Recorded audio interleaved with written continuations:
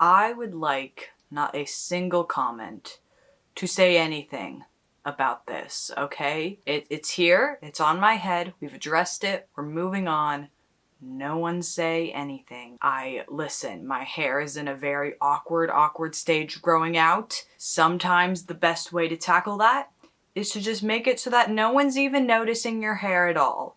Alright, so thank you. We're moving on. Alright, so a couple of weeks ago, I think, I asked you for questions about trans stuff. You gave me plenty of questions to answer, so thank you. So if you would like to just see questions pertaining to a particular subject, there will obviously be chapters on the scrub bar for each subject, but then also some people asked multiple questions in one comment, and I didn't want to like break up those questions. So there are some questions that would fit into other sections, but I just put them all at the miscellaneous section at the end. So if you ask multiple questions in one comment, that's at the end. So if I talk about binding and you asked a binding question, but you asked other questions with it, it's in the miscellaneous section. So that's how I'm kind of ordering this. That's how I'm kind of doing it. It's not going to be every question that asked. Some people asked just the same questions that other people did. They just worded them differently. So obviously I'm not going to go out of my way to answer the same question twice. And then there were just some questions that I did not feel like I was in any position to answer or give input on. So I'm also not going to be answering those. And I'll get more in depth on which question specifically later on, but that's, yeah. So if your question's not in here, it's either because you asked the same thing as someone else did, or I don't feel like I could answer it. So yeah, there's a lot of questions to go through, so I'm gonna stop talking now. So let's get into the first section. I got many questions about binding, and I'm not gonna be going super in depth on any of these binding questions because in like a week or two, I'm gonna do a whole video about binding, about all different types of binders, methods of binding that don't involve binders, binder safety, binder tips, all of that stuff. It's all gonna be in one big video. It's very exciting. Stay tuned for that. And I feel like with binding, there's so much information. It just needs its own proper video. So I'm not going to go super in depth here, but I am going to give you some basic answers for your questions on binding. So our first question, where do you get your binders and what are the pro cons of each of them? Also links if possible. All right. So I pretty much use JC2B exclusively. I have used other binders, however, I am only going to recommend GC2B. I have not used any other type of binder that has even like held a candle to GC2B. I have heard from other people how they feel like the quality is declining. I think that might be an American problem because I have not noticed any like decrease in quality in any of my binders from the ones I bought 4 years ago to the ones I bought a couple of months ago. But that is also just because I have multiple binders, so I don't like get as much wear out of my binders as like if you only had like one or two. So that is something to note, but still GC2B, they have all different sizes and colors. So whatever you're looking for, they probably have a binder. They have half-length ones and full-length ones. They got pride-colored ones. They have nude-colored ones. Yeah, it's a trans-owned company, and I'm pretty sure like most, if not all of their employees are trans, I would assume. All of their models are trans. You're just supporting trans people when you buy from GC2B. Pretty much any binder giveaway you'll enter into, they'll be giving away GC2B binders. Great company. Apparently decreasing in quality, but I have personally not noticed that, but I am just gonna put that out there. This next question, well, it's not really a question, it's just 2 words. It's binder sizing. Again, I'm only gonna recommend GC2B, and they have an entire binding chart on their website. It's very easy and simple to figure out, so yeah. Hiding a chest when binders don't even get you close to flat. Feel like I'm doomed to hoodies. You're not doomed to hoodies, but you kind of are doomed to baggy clothing. It's just hoodies are the most commonly like used piece of clothing because they are meant to be baggy, but you can buy baggy clothes of any style. You can buy a big baggy t-shirt, a big baggy flannel, a big baggy tank top, you know, just if it's not hugging your chest as much as it would be if it was like your normal size, then it will help. And the other thing I would like to mention is also like pattern stuff. So like, especially like I love tie-dye personally, but also just like anything with patterns can help distract. And then segueing into the next question, do you have any tips for top dysphoria if binders don't work that well? I think an important thing to note is that with binders, no cis men have flat chest. Only like the skinniest of skinniest twinky cis guys have flat chests. chests. Most cis men have either muscle tissue or fat tissue on their chests. So no cis men really have flat chests. So depending on your size, I don't know what body type you are. You are a YouTube comment to me. But depending on your size, it might not even look natural for you to have a flat chest. So I think that is just an important thing to keep in mind, is that a binder won't get you flat. Even if you're cis, you wouldn't be flat. And depending on what size you are, the bigger you are, genuinely you can have a bigger chest and it won't be like a giveaway, because a cis guy your size would still have a chest that size, And even I'm not flat in a binder, as you can see. Even I'm not. And this is in a binder that's my size. So it just, no one is completely flat in a binder. But even if they don't work that well, you can still just do some creative clothing choices, make it work. How to bind without a binder. I like the E on the end. It makes it feel Italian to me. There are many methods of binding without binders, way too many to get into in one answer. So I'm just gonna say a very basic one that I think anyone has access to, whether you're out or not, how old you are, what money you have. Tight sports bra, baggy clothes. That's it. Just a tight sports bra with some baggy clothes over top. I think while it's not a perfect solution, it's a pretty good solution if you can't get access to a binder or you're medically unable to. Our last question on binding is, I'm interested on binding though I'm a cis girl, or use good bras to be not uncomfy. What with that kind of movement when run, for example, not getting top surge because I don't want to, I feel okay with bras. So my question is it okay for a cis girl to use a binder or anything related to it just to feel more comfortable? Don't know why I doubt about this kind of stuff. Love your vids, love your editing style and your energy. Oh, thank you. Love from Argentina. So yeah, anyone can wear a binder regardless of your gender. Plenty of cis women wear binders, whether it's for cosplay reasons or again, they just want to feel comfortable and have a flatter chest. Yeah, whether or not you wear a binder, it doesn't make you trans or anything. It's just, you just wear a binder. All right, so our next section is going to be on voice training and voice stuff. So our question is, this kind of sounds weird, but do you have any tips on how to make your voice lower without being on testosterone? I'm too young at the moment to start, but I'm desperate for a voice that makes me more comfortable. Here's my hot take that you're not gonna like, and that a lot of people watching this aren't gonna like. This comment was one of the most liked comments on the post. I don't think voice training when you're pre-T is a viable option. I said it. I'm speaking my truth. People will reply to this comment and be like, voice training, try voice training, do voice training. No! It doesn't help. Listen to me, listen. All right, so if the heaviest dumbbell you can lift is a 5-pound dumbbell, that's the heaviest dumbbell you can lift, period, end of story. If the heaviest dumbbell you can lift is a 10-pound dumbbell, then you can always just put down the 10-pound dumbbell and still go back to lifting the 5-pound one. So when you go through a testosterone-based puberty, that's giving your voice that ability to lift that 10-pound dumbbell. When you go through a testosterone puberty, your cords thicken, your larynx grows, it's a muscle and it grows, and that's where you get the deep voice from. So voice training for trans feminine people, well, it's not quite as easy as just putting down a dumbbell and picking up a lighter one. It can get you serious amazing results. Training your voice to be higher than it is, it's gonna work a lot more effectively than training your voice to be lower than it is. So if you meet a trans woman or a trans femme person with a high sounding feminine voice, she put in the work for that. Because the thing about voice training is it takes so long to do to actually get your voice to change permanently. And it's such a laborious process. Not even change permanently. It doesn't even change your voice. It's just you have to learn to subconsciously force yourself to speak like that. With trans femme people, they don't wake up sounding like that. If they have done voice training, they still have to think about using that voice. It's just the training allows you to reach that voice and reach it in a way that you can do it without always having to constantly be thinking about it. So it's not even it permanently changes your voice. You still have to do work every single day to maintain that voice. And so, but the thing is, for trans femme people, it gives you incredible results. It will completely transform your voice. For trans masc people, when you're pre-T, it doesn't really do anything. I'm sorry, it doesn't do anything. I guarantee you the only person who will be able to tell the difference is you. It doesn't do much. Obviously, there are pre-T people whose voices sound very naturally masculine and naturally deep, but that's not because they did voice training, that's just because they were born lucky. So I am not gonna recommend voice training, and we're gonna segue this into the next question. How much voice training is too much? Is there a point where it's unsafe? Yes! Almost all of it's unsafe! I did theater and singing, so I know more about your voice than your average YouTube transgender. Voice training by yourself with like tutorials from TikTok and YouTube?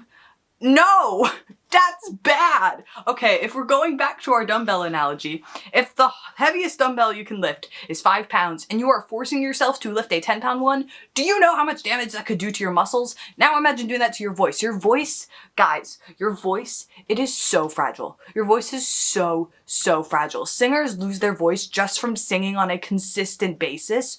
Your voice, it is so fragile, and I cannot stress that enough. If you were just voice training for yourself in your bedroom, oh my god, the damage you could do to yourself. Get a polyp, rushed into surgery. You could get surgery for your voice because you hurt it so bad, trying to make it lower when you can't even make it that much lower. I know I'm getting heated about this, but it's because I really do care, and I don't want you to hurt your voices. For what? For such little results. Okay, we're gonna do another analogy. Imagine you work every day. You're working every day of your life, the hardest, most awful, grueling manual labor every day, and you're only making like $2 a day, but you're like trying to save up for like a house or something, but you're doing all this hard work, $2 a day. You're doing this for years, and then all of a sudden one of your relatives dies and you inherit $1 million.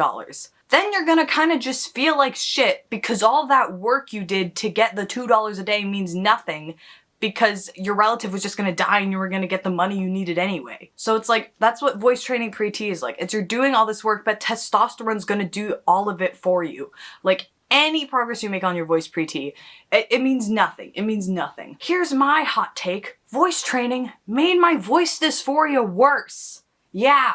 It made it worse because I was so hyper-fixated on trying to lower my voice and get a more masculine voice that I was noticing all of the different feminine things about my voice. So it made my voice dysphoria worse.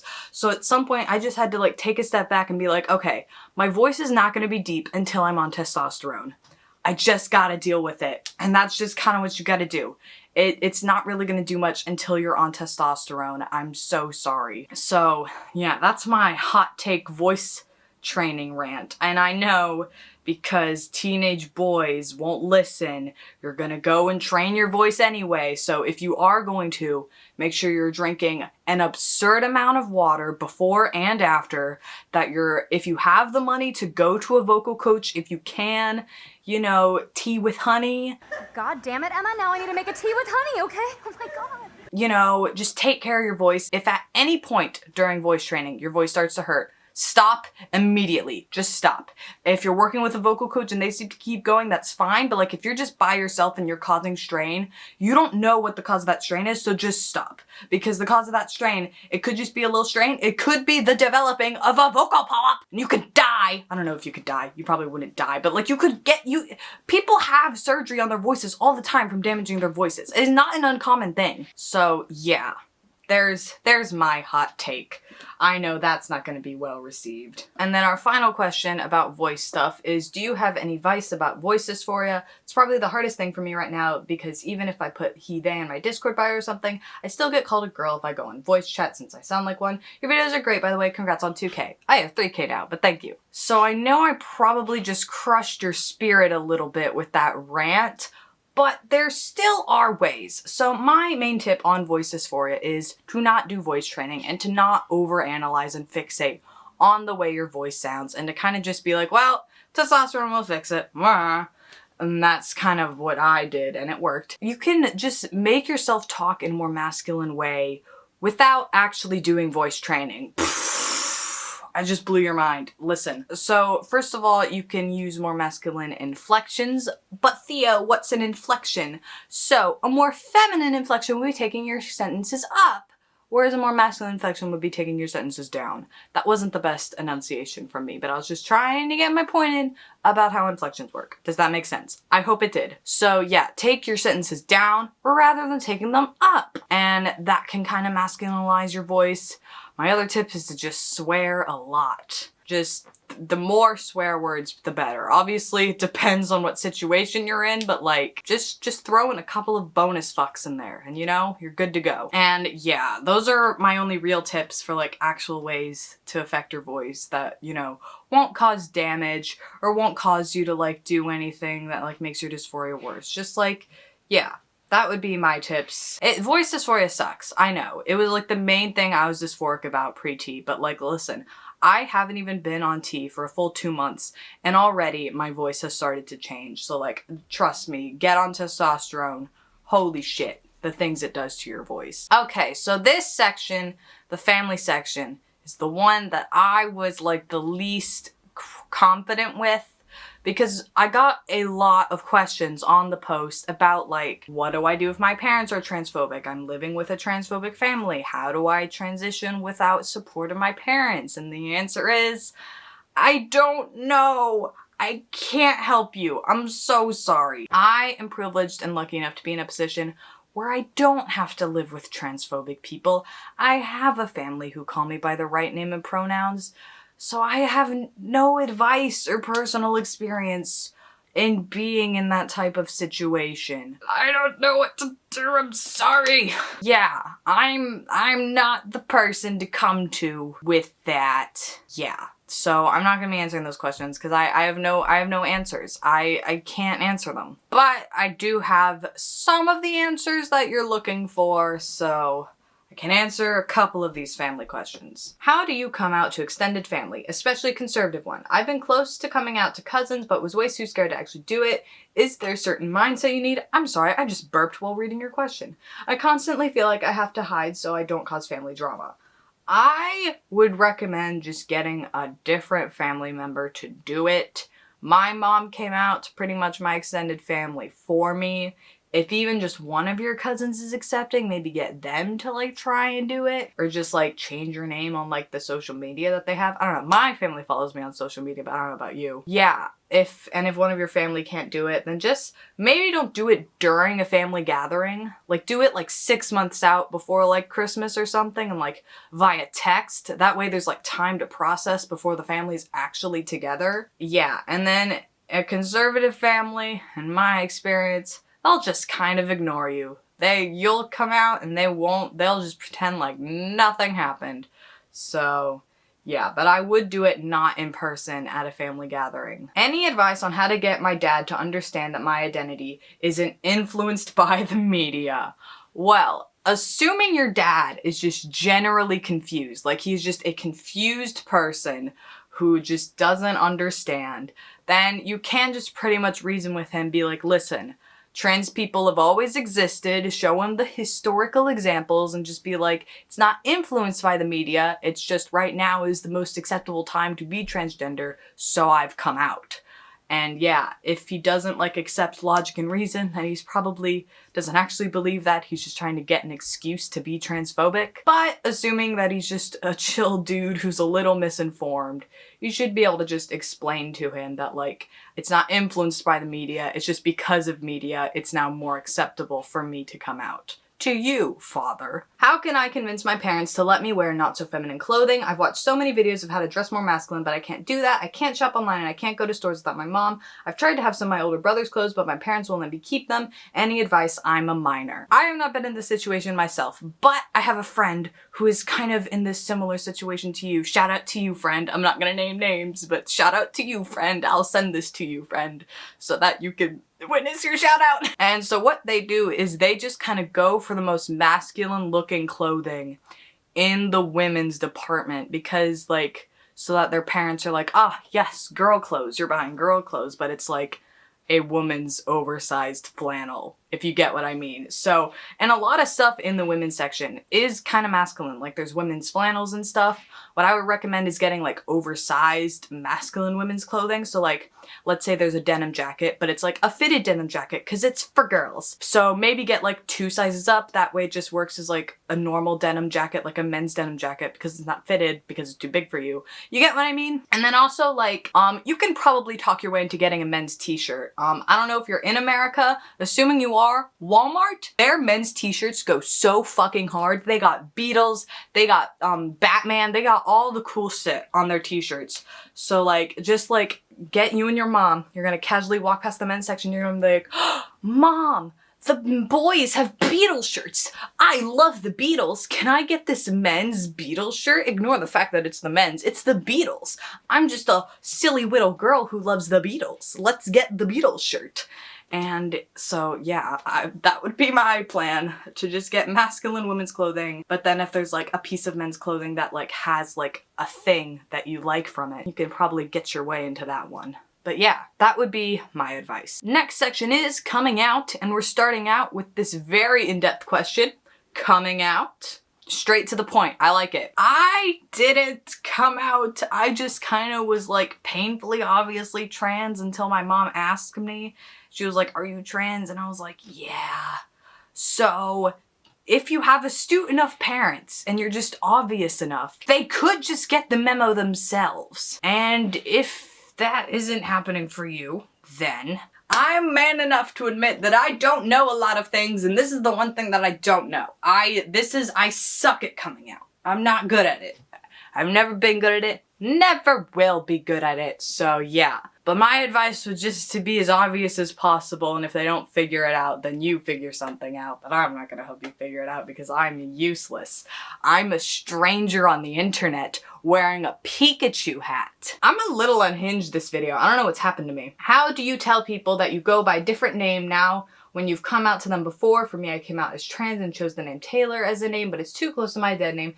And a lot of people keep saying Jessie is a girl's name, so I go by Taylor, but I don't know how to tell my parents that because my dad already keeps saying you can't change your name every 10 minutes in like a video game, but I literally changed it once that I do. Okay. So you're changing your name a lot, but not everyone's respecting the name changes. Just explain to them that you're trying stuff out and you're just trying to figure out a name. And if they're still gonna be like bitches about you constantly changing your name, then they're the problem. Shocker, I know, but like, yeah. Or maybe just like go through like the constantly changing name process online and just constantly be doing like online name changes until you find a good one, and then in real life change your name to that one. I don't know. I did cycle through quite a couple of names when I was coming out, but it was all in the course of like a week, and I never really actually started going by any of them. I was just like deciding them. So I would just maybe, if you're like just like really fed up with having to constantly tell people about a new name change, to just keep going by the same one, and then until you come up with a new one, and do that process internally. But also they shouldn't care that you're constantly changing your name. Like, it shouldn't be that annoying. Like, if one of my friends was trying to figure out their new name, I would just keep calling them by whatever the new updated name was. How do I come out at school without my parents knowing? You don't! Because the school will tell your parents. My suggestion would be to, like, obviously get your classmates and your peers to use your new name and pronouns, but don't get it, like, officially done on any school records, because they will tell your parents, or even if they don't mean to, someone's gonna find out somehow. So I would just not do it officially at school, but like maybe if there's like a couple of teachers, you can suss out who the good teachers are. A couple of teachers that you know who got your back and they won't do it to your parents. You can tell them, but I wouldn't go about doing anything officially at school until your parents know, because that would be an awkward way for them to find out, is accidentally by like a school email or something. So yeah, because trust me, the school will tell your parents. Like, I had friends in school whose parents didn't know, but the school knew and then the parents knew, and it was awkward. All right, on to the fitness section. Fitness for the boys. Or the anyones. Anyone can do fitness. Why did I say boys? I don't know. Your experience with exercise for transitioning. So I started first exercising in like 2019, and I kind of decided to also get a little bit of an eating disorder at the same time. I got like hyper obsessed with calorie counting. And like, it was not good. I got so skinny so quickly. Like, I was not putting on any muscle because I would literally like want to kill myself if I ate more than 1,400 calories a day, which is not enough calories in a day. So yeah, at first it was like really bad for me, but then over the past year or so, I've started getting back into exercising, but not as much into calorie restricting. And I found it very helpful. And I've actually gotten more muscle growth than the first time because, you know, I'm actually actually eating food. Because you have to eat food to get muscles. Fun fact. I don't know why 2019 Theo didn't realize that little fact. But yeah, so I think exercise is really beneficial for like dysphoria and stuff. It's fun. I think it's fun. It hasn't like drastically changed my body in any way, but like the little changes it has done do really help with euphoria and stuff. So yeah, I would recommend you just start exercising. Anyone watching this, it's just fun. It is fun. Like, I put on a podcast and I just have some fun. Do you have any tips on hip dysphoria and or on starting exercising? I'm not very strong. I can't even do a push-up yet. Love your content. Thank you. Hip dysphoria is really bad for me. It's probably it probably is my biggest source of dysphoria at the moment. And that is part of the reason why I started exercising. Starting exercising, the easiest thing to just do is just start, even if you're not doing like a full routine, just getting into the practice of exercising is really helpful. Even if you're literally just like jogging in place, just like setting out a time to exercise can be really helpful in exercising. And in terms of like strength and not being able to do a push-up, I still can't do a push-up. And I've been exercising for quite some time, so it's not about strength per se, and there's also just like other stuff you can do besides push-ups. I would just say get into it. And in terms of hip dysphoria, know that when you exercise, it's just gonna depend on your genetics still. Like, as much as like the fitness industry wants to craft this narrative that you can have whatever body if you put in the work, it is mostly genetics. It is really mostly genetics and or steroids. If you do take steroids, that will help, but it is mostly genetics. But I do think exercising can help with hip dysphoria, especially if you do have good genetics and you can build up muscle to kind of like make your hips look smaller or actually lose the fat on your hips. I would just say start exercising, even if you're just like, you know, jumping up and down. I don't know. Would people want like a fitness exercise video from me? Let me know. And then I'll make one. And then I love this question. How has being transgender affected team sports or your sport experience in general?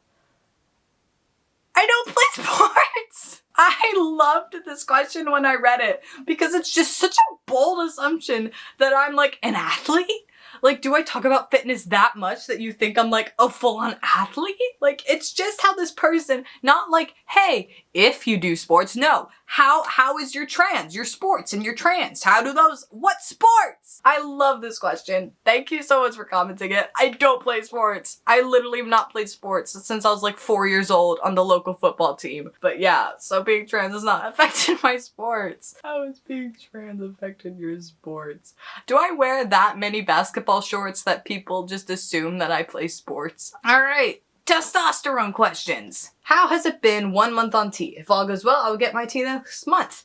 Cool. Also, I'm 2 months on T. Well, when I asked for these questions, I was closer to being 1 month, but in a couple of days, I'll be 2 months. But it's all gone great. It's all been going great. The first month, things were a lot slower, and then the second month hit, and it's just a lot happening really quickly. That fake apology and shove it right up your hairy. But yeah, T has been going great. Thank you for asking. Love your videos, thank you. My question is, how has T affected your mental health? Because I want to start treatment, but don't want to worsen my mental health. And if you can't answer that, what are things you do to feel more masculine? Well, T has pretty much improved my mental health, leaps and bounds. I think if you ask anyone who started T, they'll tell you that it has improved their mental health significantly. There are aspects of my mental health that have gotten worse in ways since starting T, but that will all be explored more in my actual 2 months on T video. But I do think it is just generally because of hormone changes and not testosterone itself. I think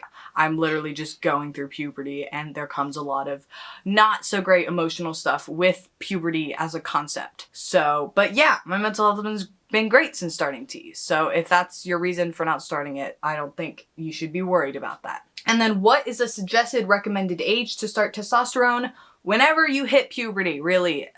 Whenever your body starts puberty, then it's ready for hormone treatment because that's when your body's decided it's ready for puberty. An age I see thrown about as like the default age, universal age is like 13, which I can agree with, but also it's not for everybody because like I got my first period when I was 10, so while it would have been okay for me to have started on a low dose at like 12 or 13 in my ideal transition, Some people don't get their first period until they're like 14 or 15. And in that case, you shouldn't be started on testosterone until you're like 15. Because it just depends on whenever you're ready for puberty. And your body obviously decides that by telling you like, hey, puberty time. Yeah, just if you've hit puberty, then you can start testosterone. But if you're prepubescent, why are you watching my videos? That feels weird that there are people who haven't even hit puberty watching me talk in my bedroom, but okay. All right, and our final miscellaneous section, yeah.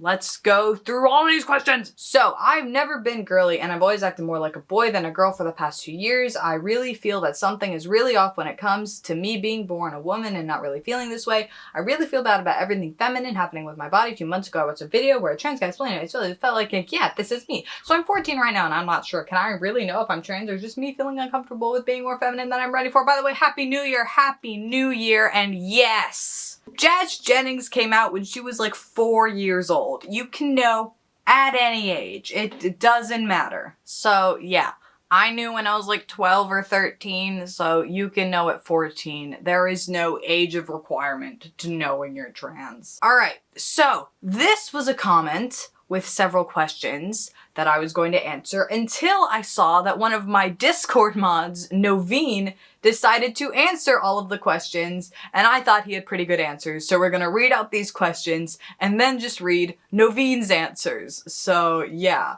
I don't know if you do, but if you do, when your voice changes because of testosterone and you enjoy singing, can you still sing or you have to learn again because of the voice changes like in puberty? How can I find a haircut or clothing that makes me feel more comfortable? Is there a shop on the internet, advice or recommendation? How could I lower my voice without being on testosterone? Is there an exercise for that? How could I change my legal name? I live in LA and I don't know if it's the same, but I do if I have to sign documents. Could I change my gender if that's not female or male? Inappropriate question if you have surgery. Both. How does it work? Can you still feel your chest and your genitals? Does it work for intercourse? And now, Noveen's answers. Sorry to jump in, I know this is for a video, but I'm gonna share my thoughts. Well, now your thoughts are in the video.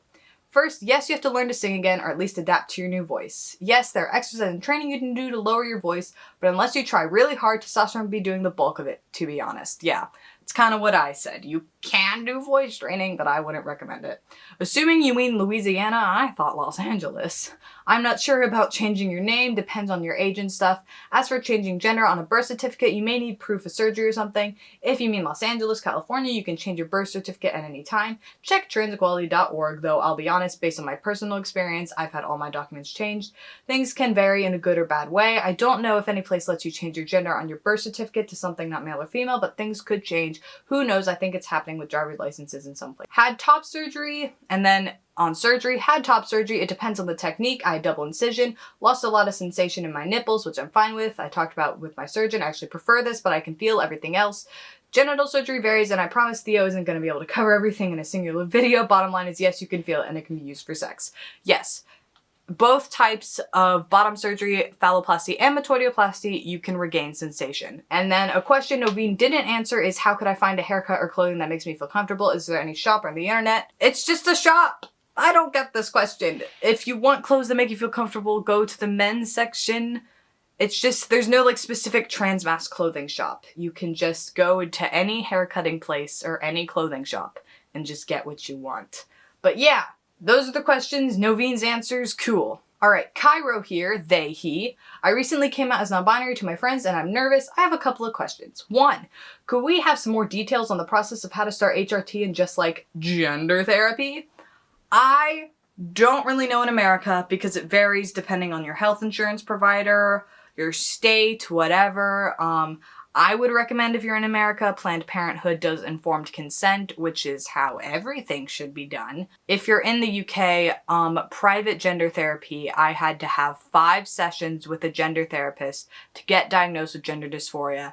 And then with that diagnosis, I could take that to my endocrinologist, who was also private, and then he gave me a prescription for testosterone that is now filled out through my public GP, so it's free. Basically, gender therapy boils down to getting a diagnosis of gender dysphoria and then using that diagnosis to get a prescription for hormones.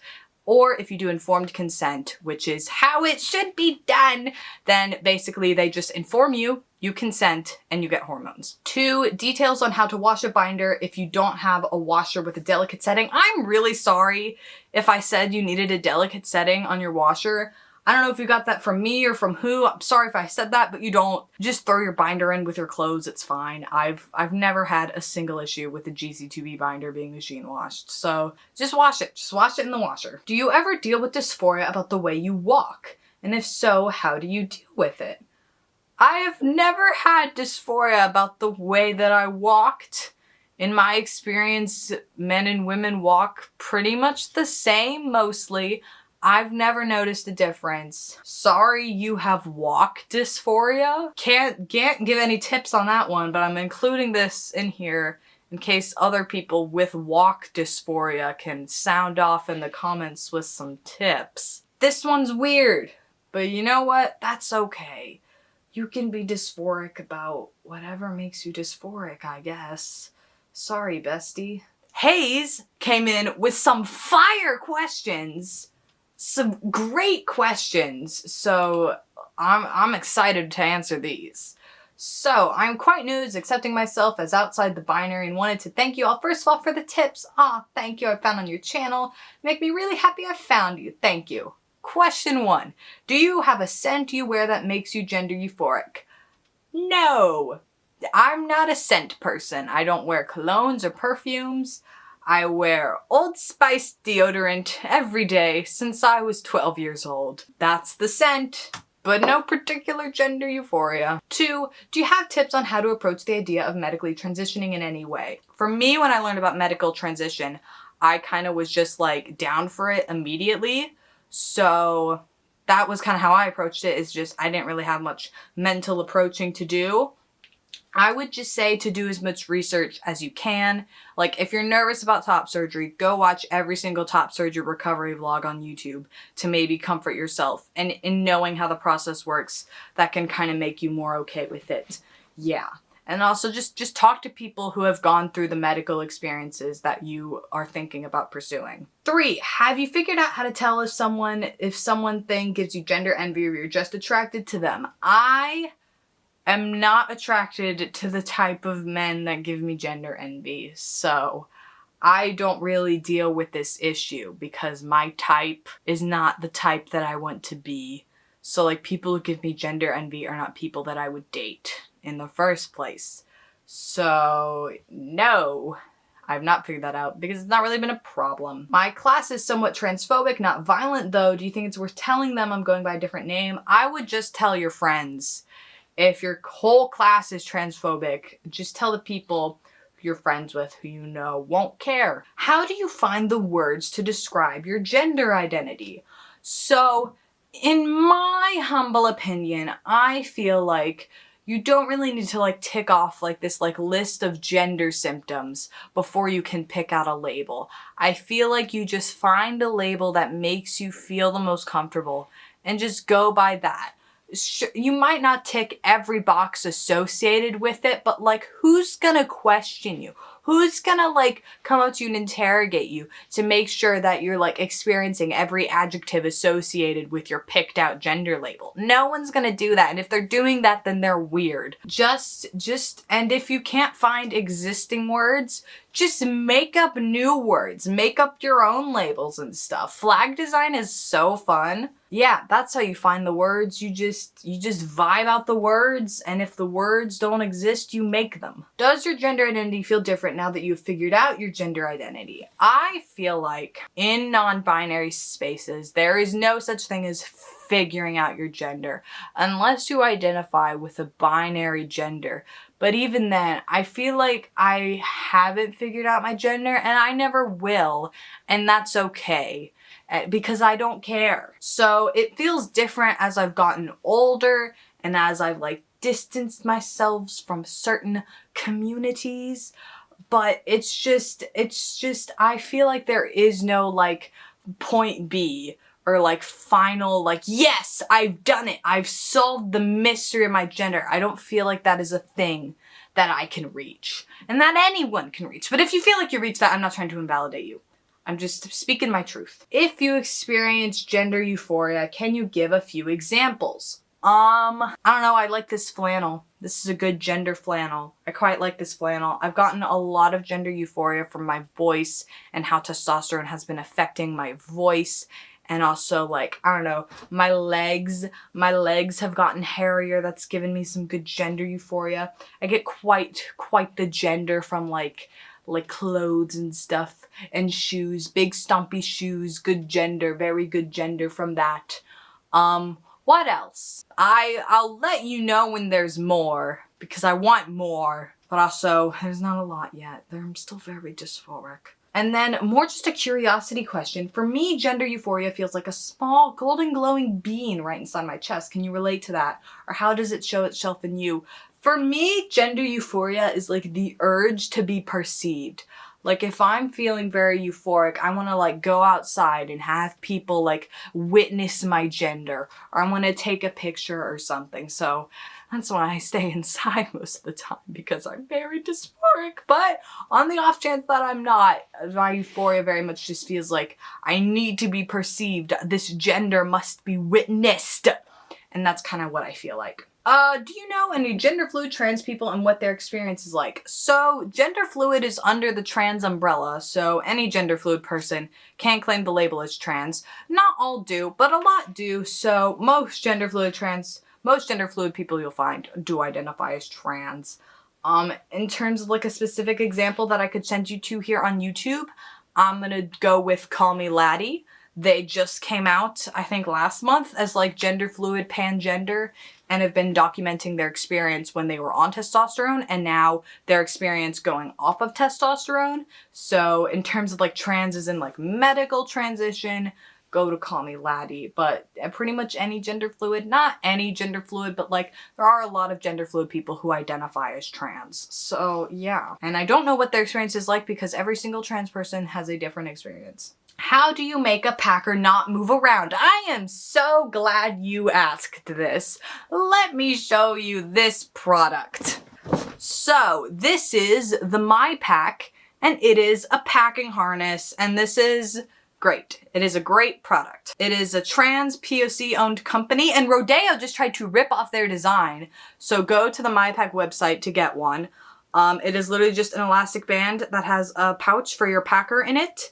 And yeah, I think this is great because like, unlike packing underwear, I just need one of these to wear with multiple pairs of underwear. I don't have to buy all new underwear. And yeah, I really like this. I like wolves, so I like that it has wolves. And yeah, this is how you get your packer not to move around. Well, it's moving around right now, but that's because I'm swinging it. But like, this isn't gonna fall out. So yeah, plug in the MyPack. Those are your two products to buy, GC2B and the MyPack. How do you respond to comments about your identity? Like someone asking what your sex is. I never know how to respond when I get these, and I end up just feeling sad. Make them feel uncomfortable. Like if someone is like, oh, do you have a penis? Be like, do you have pubic lice? Like it's just, if you make them feel more uncomfortable, usually it'll dissolve into an awkward silence and no one has to say anything. So yeah, obviously this is assuming you're in a safe situation in which you can make the other person uncomfortable without fear of violence. But yeah, just give them a weird look. Just be like, why are you asking me this? Because I've had quite the experience with those questions. How to spot other transes in the wild? If you're out and proud yourself, that'll usually attract other queer people to you. And I don't just mean doing stuff like wearing pride flag merch, but like pride flag merch is kind of hella cute. But just like being open about your identity whenever you can just gravitate them to you. So you don't need to spot them, just become a trans magnet and they'll all come running to you. Trust me. I've made a trans friend at every school I've gone to, every place of education, because I'm just so violently transgender. And yeah, and they all come running to me. And then our final question to round off this video, does the dysphoria go away? It does when you transition. I'm so sorry. My dysphoria kind of just kept getting progressively worse and worse until I started testosterone 2 months ago, and now it's finally getting better, so it does go away. But you are gonna have to hold out for that. And is that a depressing note to end on? I don't think so, but maybe. But it does go away. It gets better. Stay alive. Don't kill yourself. Go get a tattoo.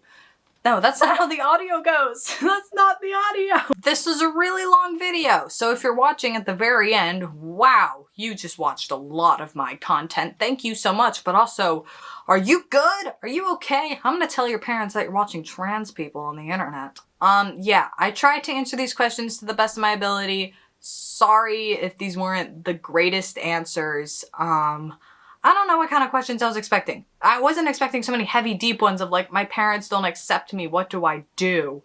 I was kind of expecting more like, I don't know, like binding questions. I know about binders. I don't know about the intricacies of your transphobic family. I'm sorry. Fuck, what do I need to say? Bye, I guess. Oh, no one's watching at this point.